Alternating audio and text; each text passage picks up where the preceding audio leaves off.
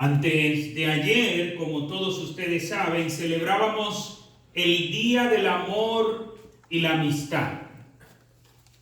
Y qué bueno es que haya un día para celebrar el amor, para celebrar la amistad.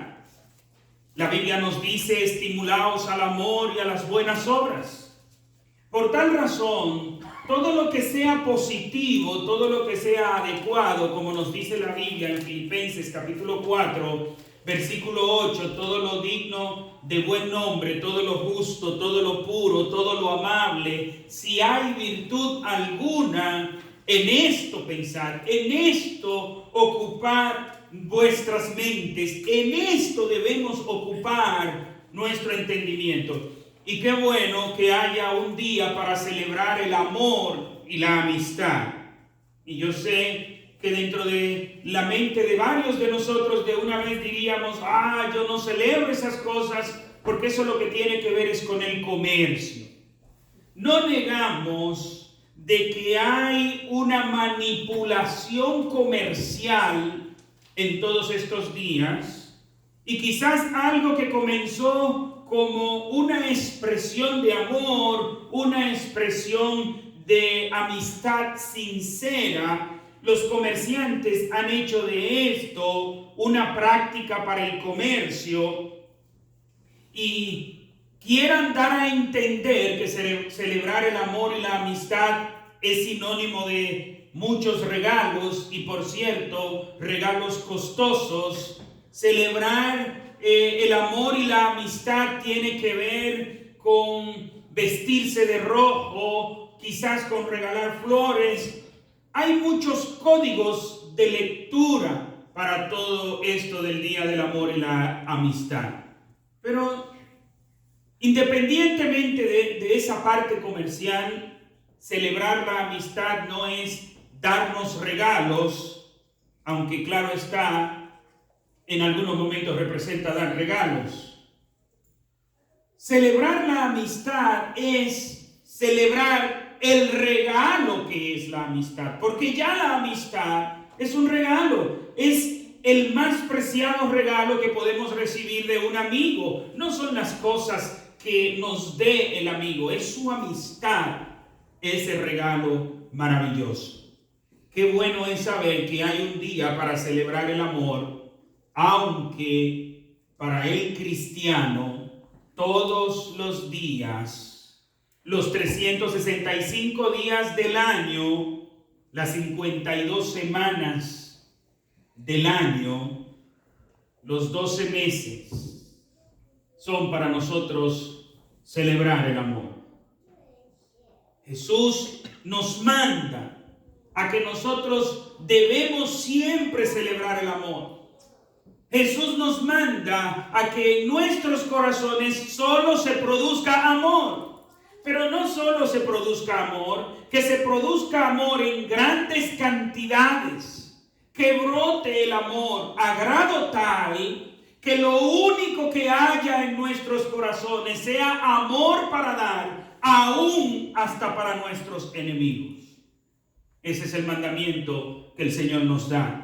Ustedes recordarán, mis hermanos, que estamos en la serie de predicación de mensajes basados en el Sermón del Monte, que estamos en el capítulo 5 de Mateo y estamos a la altura del versículo 43.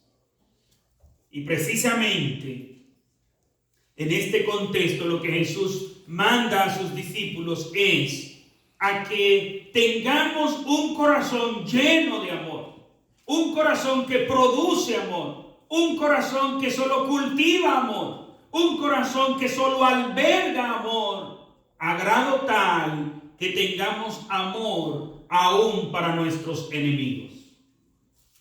Yo recuerdo que había cierto acertijo que en los años de infancia se hizo famoso en el grupito de amiguitos míos de la infancia.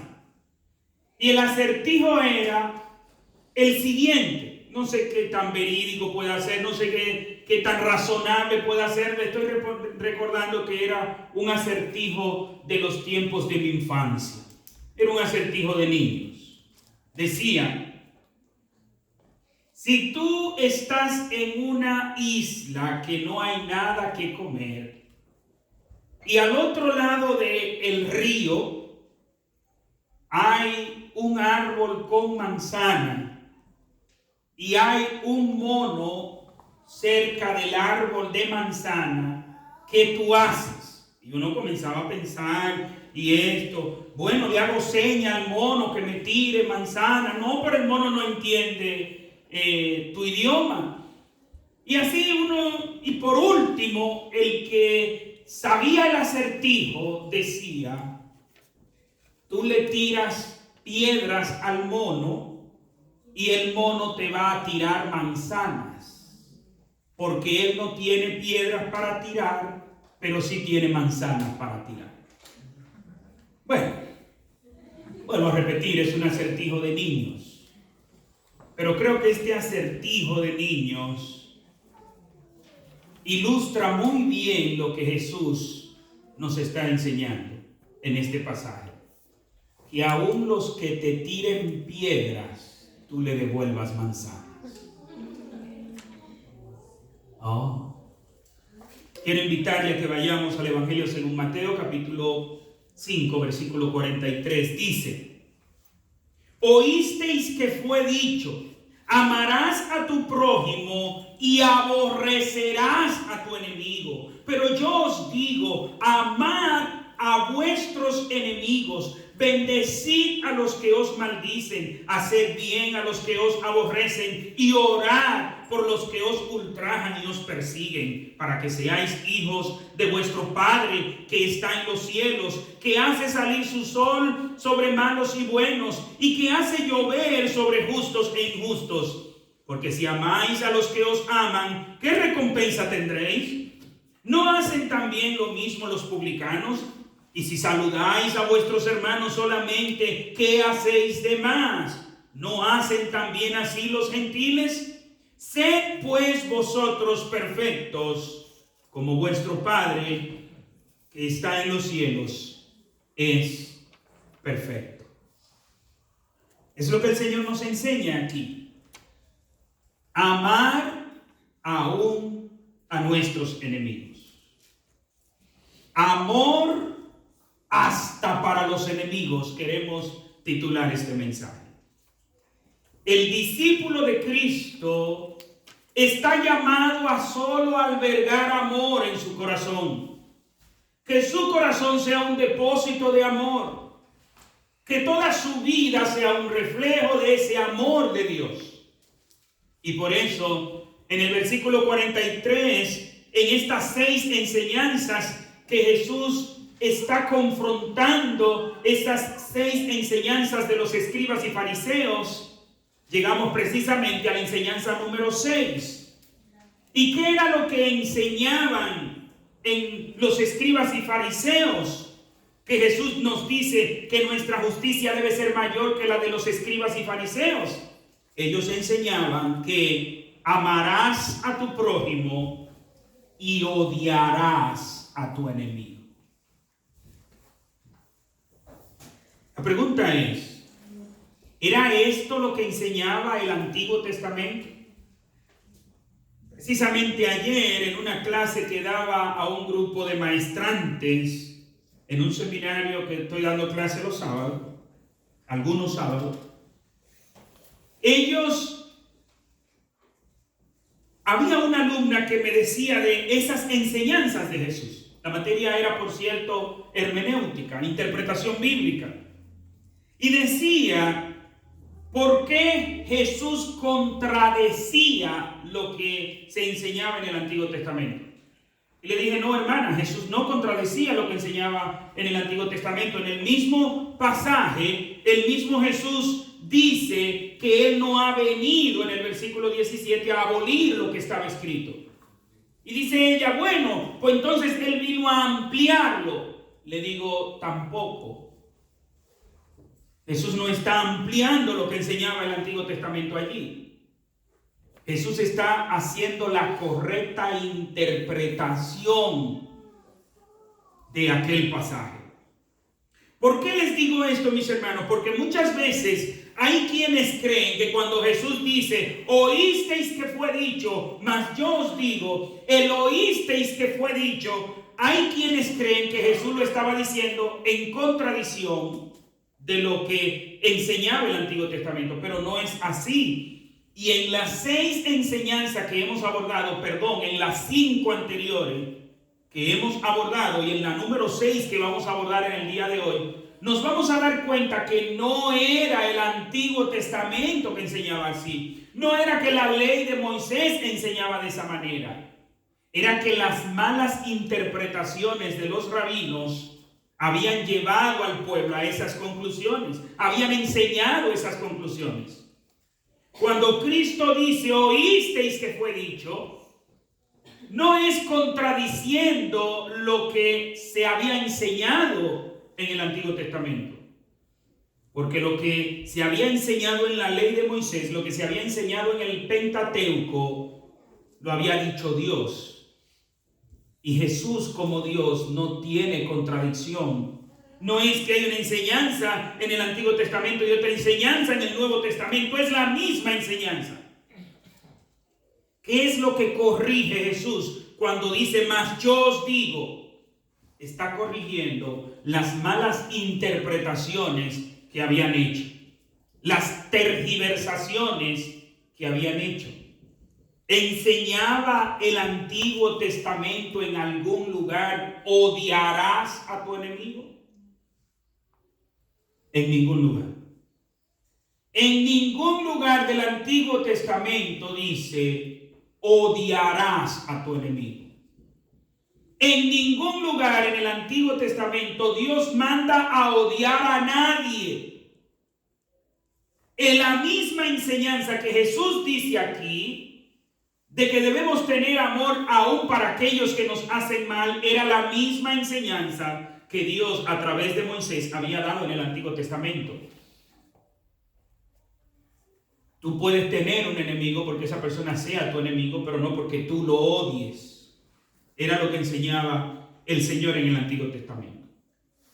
Veamos estas enseñanzas. Quiero nuevamente, y cuando digo nuevamente porque ya lo habíamos hecho anteriormente, que analicemos el pasaje del capítulo 19 de Levítico, donde se da esta frase, amarás a tu prójimo como a ti mismo, pero fíjense que Jesús no cita amarás a tu prójimo como a ti mismo, sino que ellos habían cortado la enseñanza y decían, amarás a tu prójimo, pero odiarás a tu enemigo. ¿Dónde se da esto? Precisamente en el capítulo 19 de Levítico. Y vamos a leer desde el versículo 9, aunque claro está, es al final de este pasaje que nos dice de amarás a tu prójimo como a ti mismo. Pero queremos ver el contexto en el que se da esto. Versículos 9 en adelante.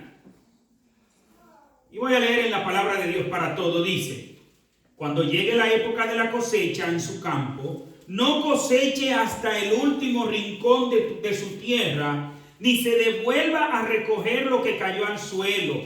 No recolecte todas las uvas de tus viñedos, ni recojas las que se caigan al suelo. Déjalas para el pobre y el inmigrante, porque yo soy el Señor, el Dios de ustedes. Fíjense que aquí el Señor está mandando a que los israelitas proveyeran para los pobres y para los inmigrantes. Es decir, que en la cosecha no rebuscaran hasta el último fruto, no, al propósito, dejen ramas con frutos. A propósito, dejen árboles que no le quiten los frutos. A propósito, déjenlo así. Y usted dirá, bueno, yo hoy no tengo fincas, yo no tengo árboles, por tal razón ese mandamiento no es para mí, ese mandamiento sí es para nosotros. Lo que el Señor está diciendo es que todo lo que el Señor te da, no lo gastes solamente en ti. Que lo que el Señor te da, tú tengas para compartir con el necesitado. En el Antiguo Testamento, la misericordia era un mandamiento bíblico. ¿Usted sabía eso? No el ser limosnero, porque lamentablemente nos han enseñado a dar limosnas. No es dar limosnas, es dar. Nos enseña que nosotros debemos proveer para los necesitados en la medida de nuestras posibilidades, hasta donde podamos, no menos de lo que podemos, no más de lo que podemos. Y sigue en el versículo 11: no roben, ni estafen, ni se digan mentiras. Nuevamente, estos mandamientos están tratando de que haya una buena convivencia entre todos ellos. Lo que Dios le ha dado a tu prójimo, está diciendo este mandamiento, tú debes respetarlo. Por tal razón no se lo debes robar. Respeta lo que Dios le ha dado a tu prójimo. No robarás a tu prójimo. Tampoco engañarás a tu prójimo. Y dice, no mentirás a tu prójimo. Todo esto, estos tres mandamientos y los anteriores también, ¿qué es lo que están tratando de hacer? Establecer una buena convivencia con todos los que están a nuestro alrededor. Todo cristiano verdadero tiene que tener una buena convivencia con sus vecinos. Por eso, aunque no estoy de acuerdo con la mayoría de lo que dice la canción de Ricardo Arjona, Jesús es verbo y no sustantivo, hay como una parte que estoy de acuerdo. Cuando él en protesta dice, por mi casa la más religiosa era doña Carlota y me ponchó 100 pelotas. Le explotó 100 pelotas. Pelotas que caían a la casa de Carlota no volvían a la mano de él como niño. Un cristiano verdadero, un discípulo de Cristo, no puede ser una persona de mal vivir. Un discípulo de Cristo no puede ser conocido en el barrio como el cascarrabia del barrio. No. No puede ser conocido como la persona caradura del barrio, del sector, del lugar donde vive. No puede ser conocido como la persona grosera. Porque un discípulo de Cristo imita a Cristo. Yo no me imagino a Cristo como le veo la cara a algunos cristianos muchas veces. ¿Qué quiere decir eso? No estamos reflejando a Cristo cuando nosotros tenemos una cara de perro burdot, cuando tenemos una cara de poco amigos.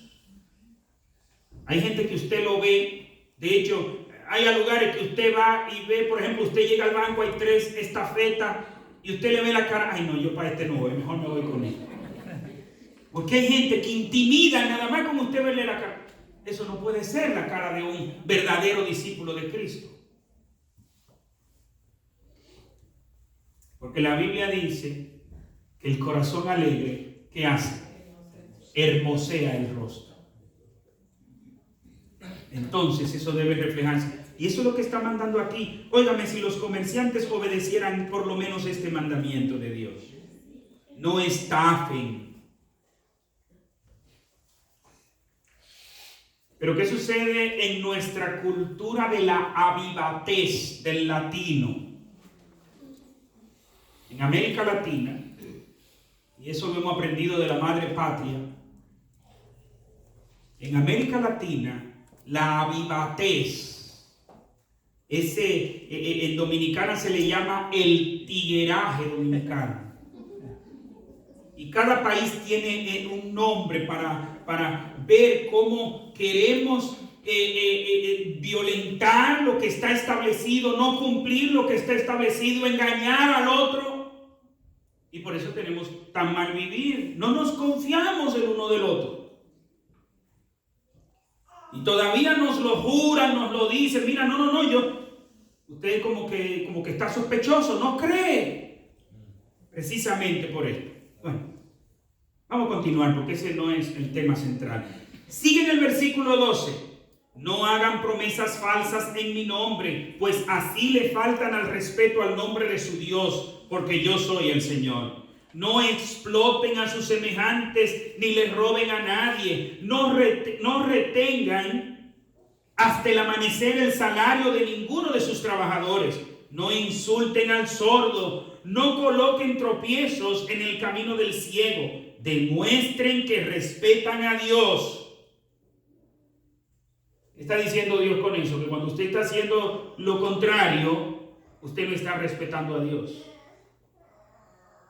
Versículo 15, sean justos al impartir justicia y no muestren favoritismo por el pobre ni por el poderoso. No anden contando chismes entre la gente, ni hagan nada contra el bienestar de los demás, porque yo soy el Señor. Vuelvo a repetir, un verdadero cristiano no debe hacer nada que atente contra la vida de otra persona. No debe hacer nada que atente contra la moral de otra persona. No debe hacer nada que atente contra la integridad de otra persona. En todo este contexto de respeto a todos los demás, ¿quiénes son los primeros mencionados? Los pobres y los extranjeros. Dios está diciendo, tú vas a dejar de la cosecha una parte para los pobres y los extranjeros, y luego sigue mencionando a todos los que están a tu alrededor. Vayamos ahora al versículo 17 y al 18, que es donde dice, amarás a tu prójimo como a ti mismo. Dice el versículo 17, no aborrecerás a tu hermano en tu corazón. Repito nuevamente, no aborrecerás a tu hermano en tu corazón, no odiarás. Reprenderás a tu prójimo para que no participes de su pecado. No te vengarás, ni guardarás rencor a los hijos de tu pueblo, sino amarás a tu prójimo como a ti mismo, yo Jehová. Estos dos últimos versículos los leí de Reina Valera del 95. ¿Qué dice el Señor? No odiarás.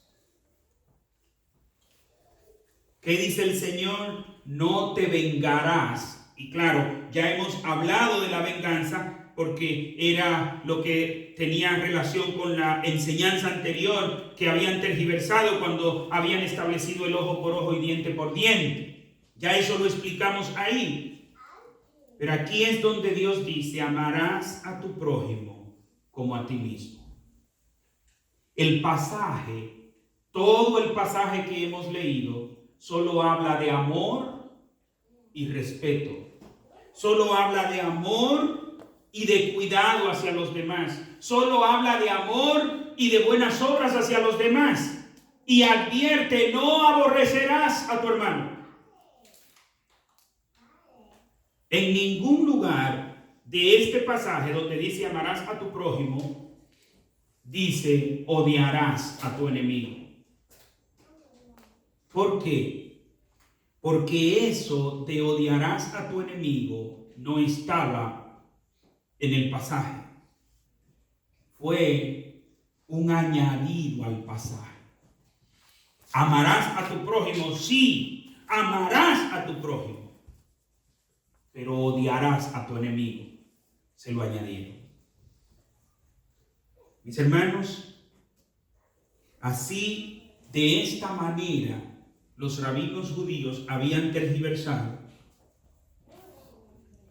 el pasaje a grado tal que el pueblo creía que verdaderamente el mandamiento era amarás a tu prójimo y odiarás a tu enemigo. Era algo que habían añadido. De hecho, el mismo Dios en el Antiguo Testamento había establecido de que tú debías tener atención adecuada para con tu enemigo. En Éxodo 23, versículo 1 al 9, Dice, no admitirás falso rumor, no te pondrás de acuerdo con el malvado para ser testigo falso, no seguirás a la mayoría para hacer el mal, ni responderás en un litigio inclinándote a la mayoría para hacer agravios. Los cristianos no seguimos la mayoría, seguimos la justicia. El hecho de que algo sea practicado por la mayoría, el hecho que algo sea aprobado por la mayoría, no quiere decir que eso sea cristiano. Eso es democracia, no cristianismo. La democracia es el gobierno de las mayorías. Pero ¿qué dice el Señor aquí?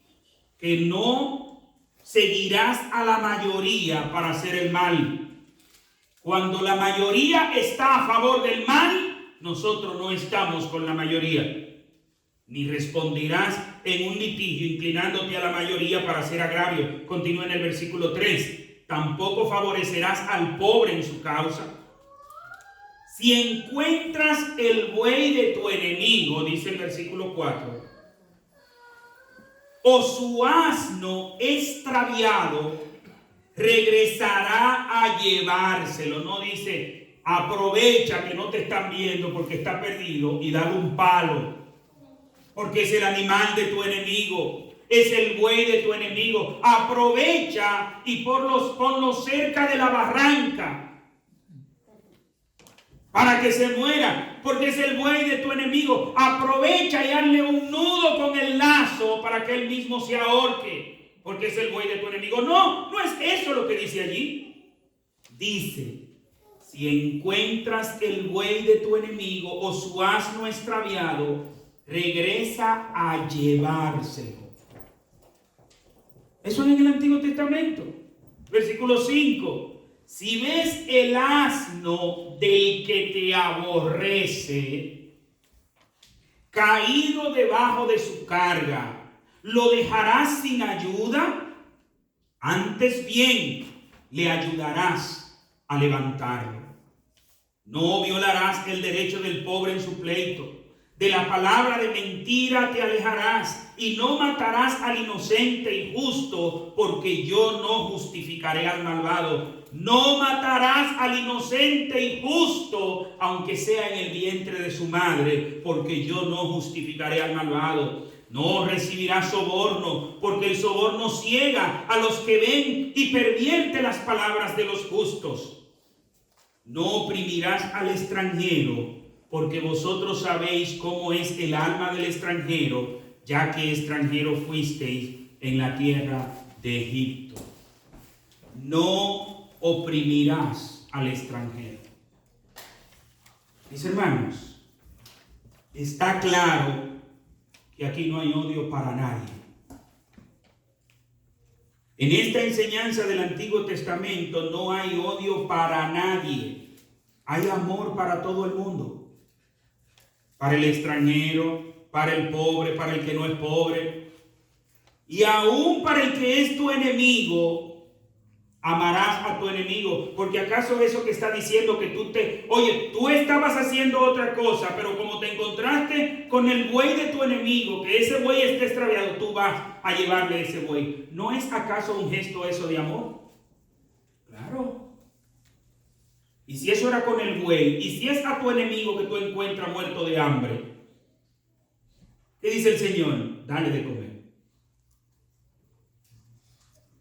Entonces, ¿de dónde sacaron esta enseñanza de aborrecerás a tu enemigo? Un añadido, y quiero citar aquí a William Hendrickson en su comentario de este pasaje. Y cito, dice de la siguiente manera: la adición aborrecerás a tu enemigo. En ninguna parte del Antiguo Testamento encontramos algo similar. En realidad, por medio de la adición, el énfasis fue desplazado de la intención original de la ley de Levítico 19:18. Este mensaje enfatizaba el amor en oposición a la venganza. Su perversión, en el resumen popular, establecía un agudo contraste entre el prójimo y el enemigo, como si el propósito del mandamiento hubiera sido el que se tuviera amor por aquellos y odio por esto. ¿Qué habían enseñado los rabinos? Amarás a tu prójimo, sí, claro está, amarás a tu prójimo, pero odiarás a tu enemigo. Pero no se quedó ahí. No se quedó solo en amarás a tu prójimo. Oh, pero espérate, vamos a definir ahora quién es tu prójimo. Ya no solo hay una categoría de prójimo y enemigo. Ahora también, dentro del que no es tu enemigo, no necesariamente es tu prójimo. Era lo que habían enseñado ellos. ¿Recuerdan ustedes, mis hermanos, aquel pasaje donde el maestro de la ley le pregunta a Jesús, ¿quién es mi prójimo? Vayamos a Lucas capítulo 10. No voy a hablar mucho de este pasaje porque no es el foco, es para que recordemos esta pregunta. Lucas capítulo 10, versículos 25 al 29. Y dice así: un intérprete de la ley se levantó y dijo para probarlo: Maestro, ¿haciendo qué cosas heredaré la vida eterna? Él le dijo: ¿qué está escrito en la ley? ¿Cómo lees? Aquel respondiendo dijo: amarás al Señor tu Dios con todo tu corazón, con toda tu alma, con todas tus fuerzas y con toda tu mente, y a tu prójimo como a ti mismo. Le dijo Jesús: bien has respondido, haz esto y vivirás. Versículo 29. Pero él, refiriéndose al intérprete de la ley, queriendo justificarse a sí mismo, le dijo a Jesús: ¿y quién es mi prójimo?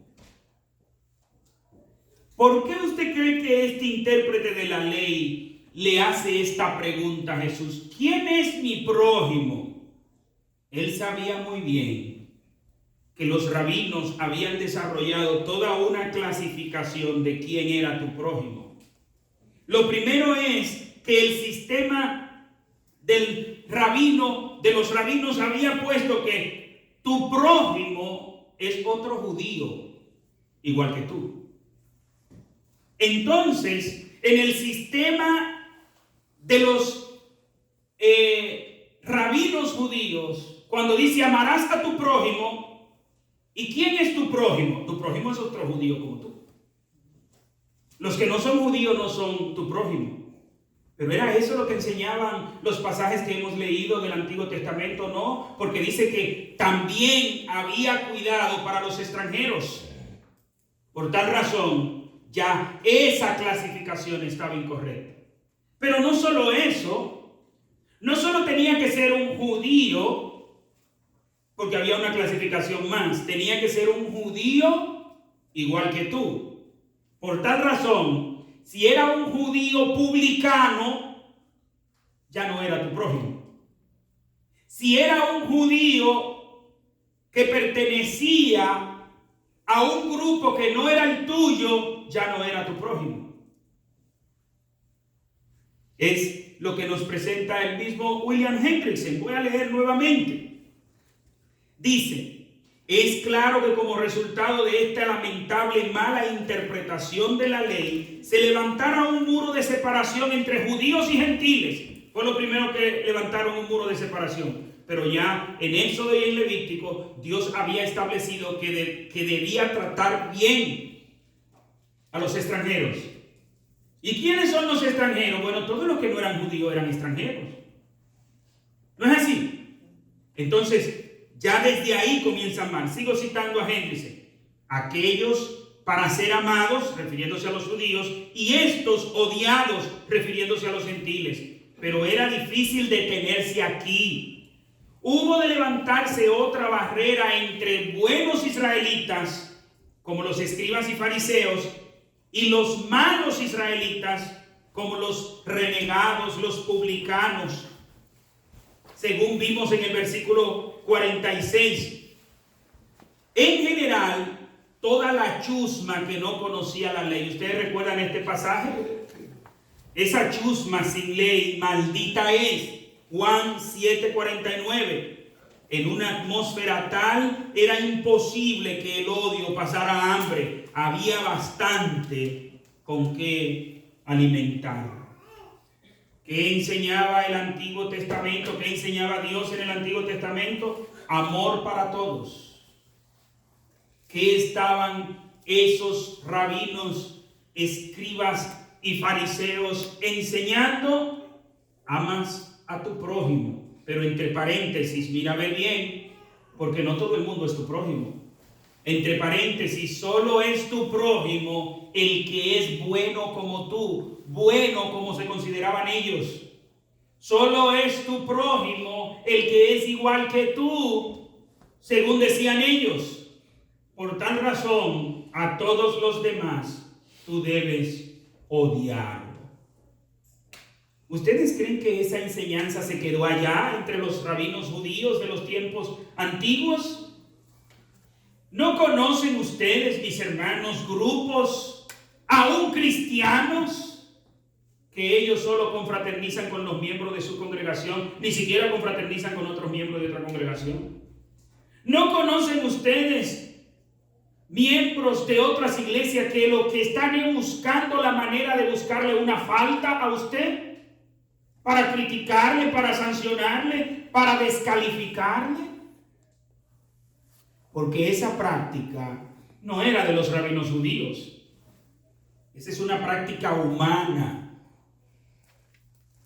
Esa es una tendencia humana a tener amor solo para sí mismo, solo para los de mi grupo, solo para los que me complacen, solo para los que me hacen bien, solo para aquellos que son bien conmigo. El que conmigo es gente, soy gente con él. El que conmigo es un perro, usted se sabe muy bien la segunda parte. Y a veces no lo decimos, pero lo hacemos. Amamos a nuestro prójimo, entre comillas. Pero es verdad que tenemos amor para todos. Ese es el mandamiento de Jesús. Tengo que parar aquí por falta de tiempo. Pero quiero volver a leer el pasaje de la enseñanza de Jesús, que es lo que veremos el próximo domingo si es que Cristo no ha venido. Ya vimos qué enseñaba el Antiguo Testamento. Ya vimos la tergiversación de las enseñanzas rabinas. Y luego veremos el domingo que viene las enseñanzas de Jesús. Es decir, cómo Jesús le da la correcta interpretación al Antiguo Testamento. Pero a manera de conclusión, quiero volver a leer el pasaje que leímos. Mateo 5, 43 al 48. Oísteis que fue dicho, amarás a tu prójimo y aborrecerás a tu enemigo. Pero yo os digo, amad a vuestros enemigos, bendecid a los que os maldicen, haced bien a los que os aborrecen. ¿Hacemos eso? ¿Bendecir a los que nos maldicen? ¿Hacemos bien a los que nos aborrecen?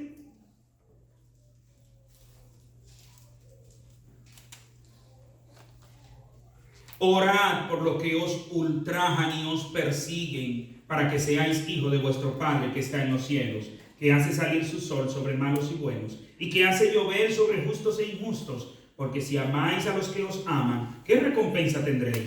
¿No hacen también lo mismo los publicanos? Y si saludáis a vuestros hermanos solamente, ¿qué hacéis de más? ¿No hacen también así los gentiles? Sed pues vosotros perfectos, como vuestro Padre que está en los cielos es perfecto. Amor aún hasta para nuestros enemigos. Ese es el mandamiento de Dios. Ese es el mandamiento de Jesús para sus discípulos. Los que somos discípulos de Cristo, solo debemos albergar amor en nuestro corazón. Amor para todo el mundo. Amor aún hasta para nuestros enemigos. Oremos. Padre, gracias te damos, Señor, por tus mandamientos, por tus enseñanzas. Sabemos, Dios, lo difícil que es tener amor aún para aquellos que nos hacen mal, porque nuestra concupiscencia, nuestra naturaleza pecaminosa, nuestra inclinación al pecado, lo que quiere es tener venganza contra aquellos que nos hacen un mal. Y el que nos hace un mal a grado 10, queremos devolverle a grado 100. Pero no es lo que tú nos mandas, no es lo que tú haces, no es lo que tú esperas de tus hijos.